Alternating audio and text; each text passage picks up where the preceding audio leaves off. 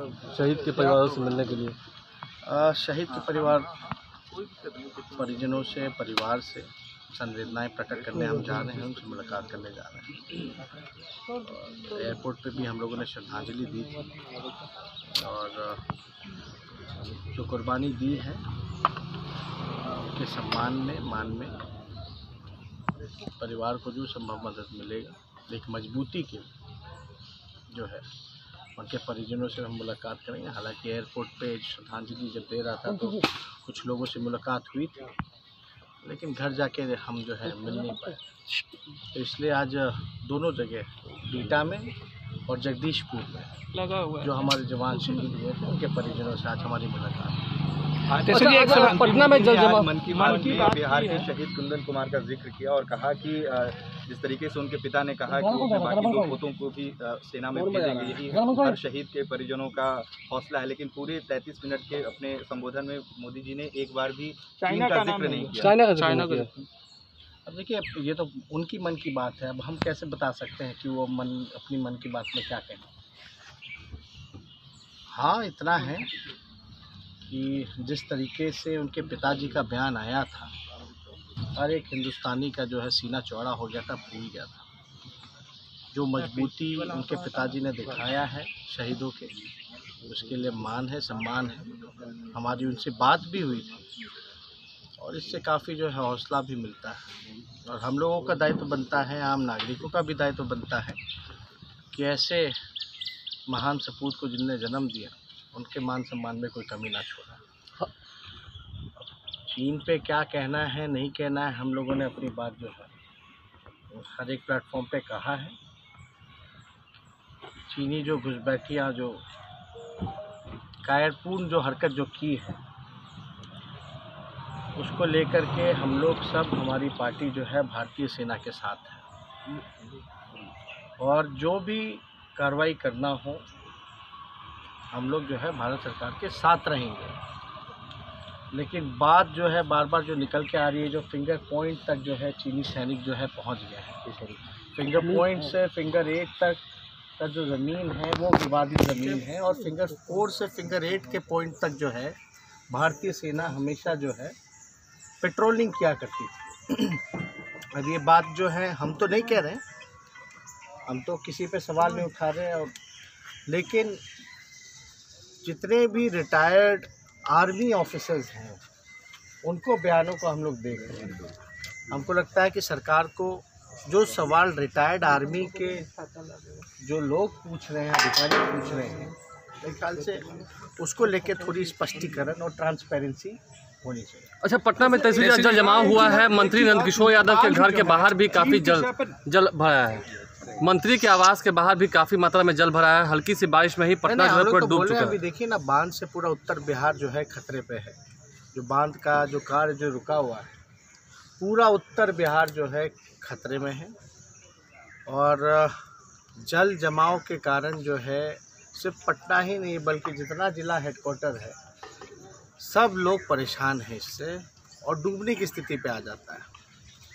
अब रोड है कि नाला के रूप में तब्दील हो जाता है, तो नाला का ड्रेनेज का प्रॉपर जो व्यवस्था इंफ्रास्ट्रक्चर होना चाहिए था, प्री मानसून जो काम कराना चाहिए था सरकार को, वो नहीं कराया गया, बल्कि करोड़ों रुपए जो है पानी की तरह बहाया गया और वो पानी की तरह जो बहाया गया रुपया उसका कोई हिसाब किताब नहीं है, वो ज़मीनी स्तर पे नहीं दिखाई देता है।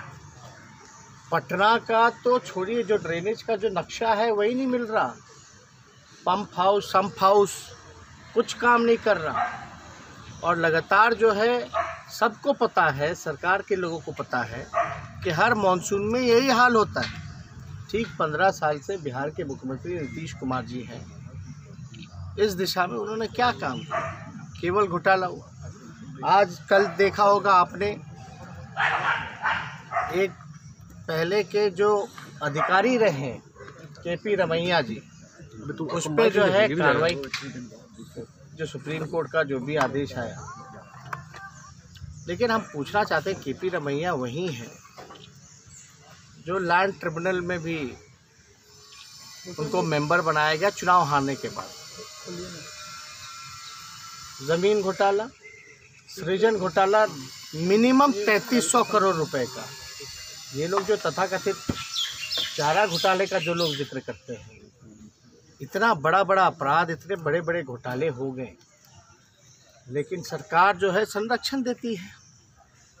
इसका तार जो है बहुत जगह जुड़ा हुआ है।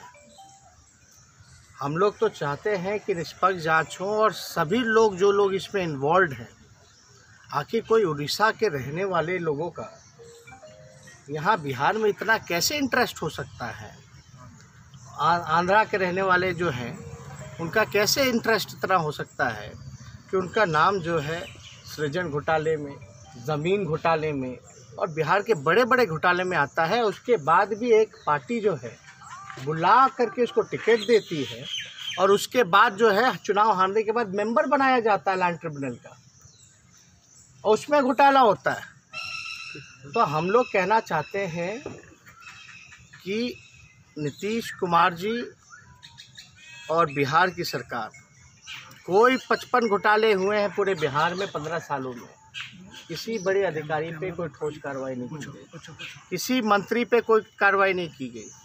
ये बड़ी मछलियों को बचाने का काम किया जा रहा है।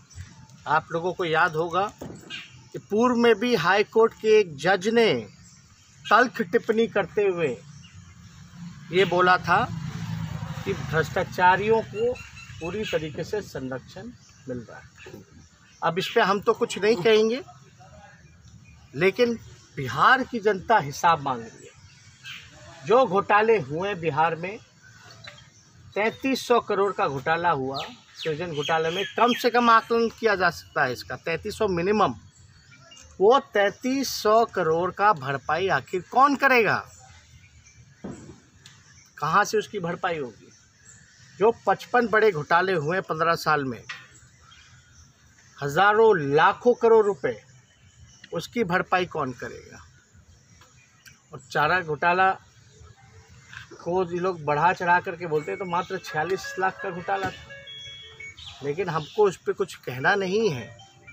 कोर्ट अपना काम कर रहा है, लेकिन ये सत्ता में जो बैठे लोग जो संरक्षण जो देने का काम कर रहे हैं, बिहार में देखा जाए तो ये जल जमाव जो हो रहा है, जिसका सवाल आप लोगों ने पूछा, जब पटना पिछले साल जब डूबा था तो पटना नगर निगम में कितने करोड़ों का घोटाला हुआ था, उस अधिकारी को भी जो है सरकार ने भगा देने का काम किया, बचाने का काम किया, सब कुछ जानते हुए भी। तो लगातार घोटाले ही घोटाले हो रहे हैं जिसका कोई हिसाब नहीं। घोटाले में क्या होता है, जवाब क्या आता है सरकार का? चूहा बांध काट गई, तो चूहा बांध काट गई, ये शराबो चूहा पूछ जाती है, तो कोई ठोस कार्रवाई नहीं होता। इसमें पैसा नुकसान जो है देश बिहार की जनता जो है वो टैक्स पे करके सरकार को देती है, जनता का पैसा का पूरा लूट मचा हुआ है। और आज जनता पूछ रही है कि भाई मेरा पैसा रिकवर कैसे होगा, इतने घोटाले हुए तो। और लगातार ऐसे अधिकारी, ऐसे नेता लगातार कायम है सत्ता में जिस पे कोई ठोस कार्रवाई नहीं हो रही। हम तो आग्रह करेंगे सीबीआई, ईडी से। हम लोगों ने तो मांग भी की थी विधानसभा में, सबूत भी पेश किया था, सदन पे पटल पे रखा था, सारा खाता दे दिया था। और सरकार को जो पहले ही से पूर्व में संज्ञान था 2008 से, लेकिन इस पे क्या कार्रवाई हुई? सरकार की तरफ से कोई जवाब भी नहीं आया, ना खंडन आया।